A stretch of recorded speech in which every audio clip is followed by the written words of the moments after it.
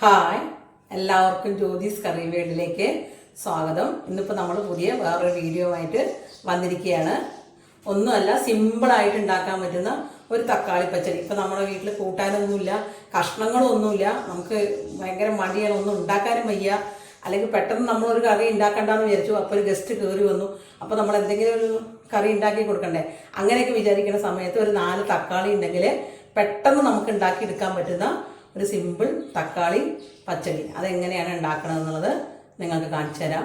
ആദ്യം അതിലേക്ക് വേണ്ട ഇൻഗ്രീഡിയൻസ് എന്തൊക്കെയാണെന്നുള്ളത് നിങ്ങൾക്ക് പരിചയപ്പെടുത്തി തരാം കേട്ടോ. അപ്പോൾ ആദ്യം തന്നെ അതിലേക്ക് വേണ്ടത് നമ്മുടെ മെയിൻ ഇൻഗ്രീഡിയൻസ് ആയ തക്കാളി. ഇതവിടെ 4 തക്കാളി എടുത്ത് വെച്ചിട്ടുണ്ട്. വലിയ 3 തക്കാളി, പിന്നെ ചെറിയൊരു തക്കാളി.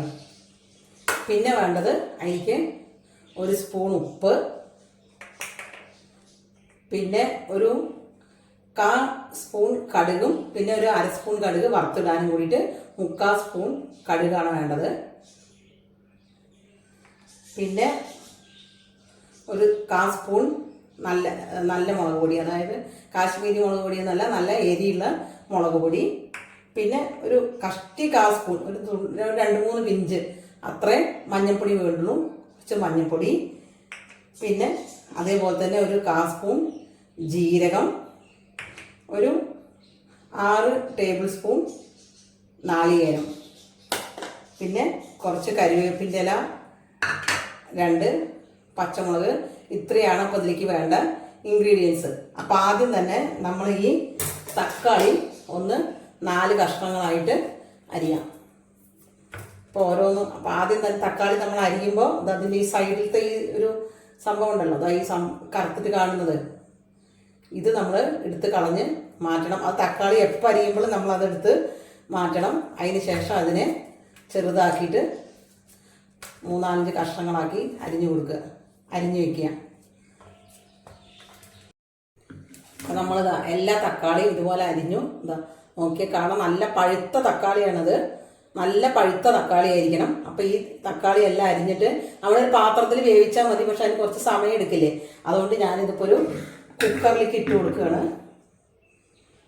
കുക്കറിലേക്ക് ഇട്ട് കൊടുത്തിട്ട് ഇതിൽ കുറച്ച് വെള്ളം ഒഴിച്ചു കൊടുത്താൽ മതി, വളരെ കുറച്ച് വെള്ളം. കാരണം തക്കാളിയിൽ വെള്ളമുണ്ട്, ഇനി പച്ചടിയിൽ അധികം വെള്ളമൊന്നും വേണ്ട, അതുകൊണ്ട് കുറച്ച് വെള്ളം ഒഴിച്ചു കൊടുത്തു. എന്നിട്ട് നമ്മൾ എടുത്ത് വെച്ചിരിക്കണം ഈ ഉപ്പ് ഇട്ട് കൊടുക്കുക. എന്നിട്ട് ഗ്യാസ് കത്തിച്ചിട്ട് കുക്കർ ഒന്ന് ഇളക്കി കൊടുത്തിട്ട് കുക്കർ അടുപ്പത്ത് വയ്ക്കുക. ഒരു 2 വിസിലടിച്ചാൽ മതി. 2 വിസിലടിച്ചാൽ നമുക്കിത് ഓഫ് ചെയ്തിട്ട് അതിൻ്റെ സ്റ്റീം പോയതിന് ശേഷം തുറന്ന് കാണിച്ചു തരാം കേട്ടോ.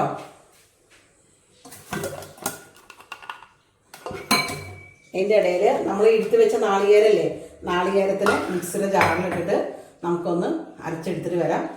അപ്പോൾ ഈ നാളികേരം വളരെ കുറച്ച് മതി, ഒരുപാട് നാളികേരം ഒന്നും ഇതിലേക്ക് വേണ്ട. ഈ നാളികേരം ഇട്ടു. അതിൻ്റെ കൂടെ നമ്മൾ എടുത്ത് വെച്ചിരിക്കണം ഈ ജീരകം ഇടുക. ജീരകം ഇട്ടതിന് ശേഷം ഈ 2 പച്ചമുളകും, പിന്നെ ഇതിന്ന് ഒരു 2 കരിവേപ്പിൻ്റെ ഇല ഇട്ട് കൊടുക്കുക. എന്നിട്ട് കുറച്ച് വെള്ളം ചേർത്തിട്ട് ഇത് ആദ്യം ഒരു അടി അടിക്കുക. അതിന് ശേഷം നമ്മൾ എടുത്ത് വെച്ചിരിക്കുന്ന കടുകും കൂടി ഇതിലിട്ടിട്ട് എല്ലാം കൂടി നന്നായിട്ട് മഷി പോലെ അരച്ചെടുക്കാം കേട്ടോ. അപ്പോൾ ഞാനിത് അരച്ചെടുത്തിട്ട് വരാം. അപ്പോഴേക്കും ഈ തക്കാളി ഈ കുക്കറിൽ ഇരുന്നിട്ട് വേവട്ടെ. അപ്പോൾ നമ്മൾ കുക്കർ ഓഫ് ചെയ്തിട്ടുണ്ടായിരുന്നല്ലോ, അത് ഒന്ന് ചൂടാറിയതിന് ശേഷം നമ്മൾ തക്കാളി എടുത്ത് കുക്കറിൽ നിന്ന് വേറെ പാത്രത്തിലേക്ക് നമ്മൾ ഒഴിച്ച് വെച്ചിട്ടുണ്ട്. ഇപ്പം ഇങ്ങനെയാണ് അതുണ്ടാവുക. അപ്പം ഇതിൽ കുറച്ച് വെള്ളമുണ്ട്, കാരണം ഞാനിത് ഒഴിച്ച് കൂട്ടാൻ വേണ്ടിയിട്ടാണ്. ചോറിൻ്റെ കൂടെ വേറെ കൂട്ടാനൊന്നുമില്ല, ഇന്നിവിടെ കറിയൊന്നുമില്ല, അപ്പോൾ അത് ഒഴിച്ച് കറിയായിട്ടാണ് ഉണ്ടാക്കണം. അതുകൊണ്ടാണ് ഈ കുറച്ച് വെള്ളം. അപ്പോൾ നിങ്ങൾ സൈഡിൽ ഉളമ്പുന്ന തക്കാളി പച്ചടിയാണെങ്കിൽ കുക്കറിൽ അപ്പോൾ നമ്മൾ അത്ര വെള്ളം പോലും ഒഴിക്കാൻ പാടില്ല. ഇത്ര വെള്ളം വേണ്ട. ഈ വെള്ളം അല്ലെങ്കിൽ നമ്മൾ വറ്റിച്ചെടുക്കണം. ഇതിപ്പോൾ ഞാൻ വറ്റിച്ചെടുക്കുന്നൊന്നുമില്ല. അപ്പോൾ നമ്മൾ നേരത്തെ എടുത്ത് വെച്ച മുളക് പൊടി, മഞ്ഞൾപ്പൊടിയും കൂടി ഇതിലേക്ക് ഇട്ട് കൊടുക്കുക.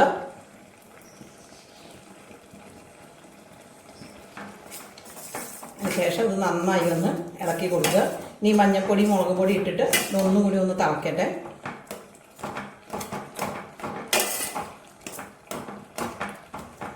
അതിൻ്റെ ഇടയിൽ നമ്മൾ ഈ തക്കാളി വേണമെങ്കിൽ ഇത് അങ്ങനെ കിടക്കുന്ന ഈ തക്കാളീനെ നമുക്ക് ഒന്നും കൂടി ഉടച്ചു കൊടുക്കാം.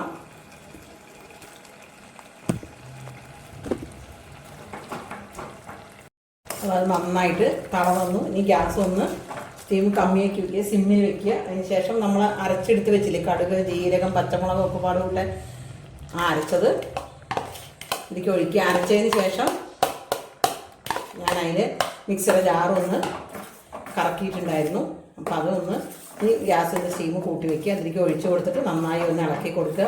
ഇനി ഇതിൻ്റെ പച്ചമണം ഒന്ന് മാറട്ടെ. ഇതിപ്പോൾ ഇവിടെ ഒരു 4 പേർക്കൊക്കെ കഴിക്കാനുള്ളത് ധാരാളമായിട്ട് ഇതുണ്ടാവും. ഇനിയിപ്പോൾ നിങ്ങൾക്ക് ഇതിൽ കൂടുതൽ ആളുകളുണ്ടെങ്കിൽ തക്കാളിയുടെ എണ്ണം കൂട്ടുക. പിന്നെ ഞാനൊരു കാര്യം നിങ്ങളുടെ അടുത്ത് പറയാൻ മറന്നു പോയിരുന്നു. ഞാൻ തൈര് എടുത്ത് വെച്ചിട്ടുണ്ടായിരുന്നു, അത് നിങ്ങൾക്ക് കാണിച്ചു തന്നില്ല. ഇപ്പോൾ ഇതാ ഈ ഒരു കയ്യിലിന് ഒരു 2 കയ്യിൽ തൈര് ഞാൻ ബീറ്റ് ചെയ്ത് വെച്ചിട്ടുണ്ട്. ഇനി ബീറ്റ് ചെയ്യാം, നിങ്ങൾക്ക് ബീറ്റർ ഇല്ലെങ്കിൽ അതിൽ ഫോർക്ക് വെച്ചിട്ടൊന്ന് കറക്കിയെടുക്കാം. അതും അല്ലെങ്കിൽ മിക്സർ ജാറിലൊന്ന് ഒരടി അടിച്ചെടുത്താൽ മതി. അത് നമുക്ക് ചൂടാറിയതിന് ശേഷം ഒഴിച്ചു കൊടുത്താൽ മതി. ഇപ്പം നമ്മൾ ഒഴിച്ചു കൊടുക്കരുത്, തൈര് ഒഴിച്ചു കൊടുത്താൽ അത് പിരിഞ്ഞു പോകും. അപ്പോൾ ഇതൊന്ന് തിളച്ചിട്ട് അതിൻ്റെ പച്ചമണം പോട്ടെ. തിളക്കിടാണ്ടോ?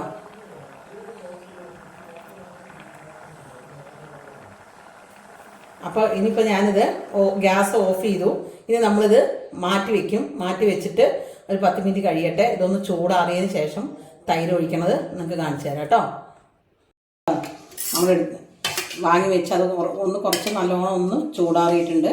അതിന് ശേഷം നമ്മൾ ഈ വെയിറ്റ് ചെയ്ത് വെച്ച തൈര് ഇതിലേക്ക് ഒഴിച്ചു കൊടുക്കുക. ചൂടാറിയതിന് ശേഷം മാത്രമേ ഒഴിച്ചു കൊടുക്കുക. ചെറിയൊരു ചൂടെപ്പുള്ളൂ ഇതിന്. നമ്മൾ ഈ തൈര് ഒഴിച്ചിട്ട് ഇനി ചൂടാക്കാനൊന്നും പാടില്ല. ഇത് നന്നായിട്ട് ഇങ്ങനെ താഴത്തുനിന്ന് മുകളിലേക്ക് ഇതുപോലെ നന്നായിട്ട് ഇളക്കി കൊടുക്കുക. ഈ കയ്യിലിന് ഈ സ്പൂണിന് 2 സ്പൂണ് തൈരാണ് ഞാനെടുത്ത് ബീറ്റ് ചെയ്ത് വെച്ചിട്ടുണ്ടായിരുന്നത്. ഇനി അതായത് കടന്നിട്ട് മിക്സിങ് ആയിക്കോളും. ആ സമയം കൊണ്ട് നമ്മൾ ഇതിലൊരു വറവുണ്ടാക്കണം. അപ്പം അതിലേക്ക് ഒരു പാൻ വയ്ക്കുക. പിന്നെ കുറച്ച് വെളിച്ചെണ്ണ ഒഴിച്ച് കൊടുക്കുക. കുറച്ച് കൂടിയാലും കുഴപ്പമില്ല, 2 സ്പൂണൊക്കെ വെളിച്ചെണ്ണ ഒഴിച്ച് കൊടുക്കുക. വെളിച്ചെണ്ണ ഇതിലേക്ക് ഒഴിക്കുമ്പോൾ നല്ലൊരു ടേസ്റ്റ് ആയിരിക്കും.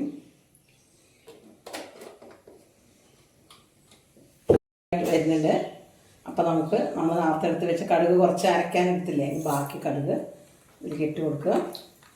ഗ്യാസ് ഒന്ന് സ്റ്റീം കമ്മിയാക്കുക. കടുക് ഇട്ടൊക്കെ ഇത് 2 വറമുളക് ഇതിലേക്ക് പൊട്ടിച്ചിട്ട് കൊടുക്കുക. അതിൻ്റെ കൂടെ ഈ കരിവേപ്പിൻ്റെ ഇലയിൽ വെള്ളമുണ്ട്. അപ്പോൾ ചിലപ്പോൾ പൊട്ടിക്കൊടുക്കും. അതുകൊണ്ടാണ് അതിൻ്റെ പൊടിച്ച് വെച്ചിരിക്കുന്നത്.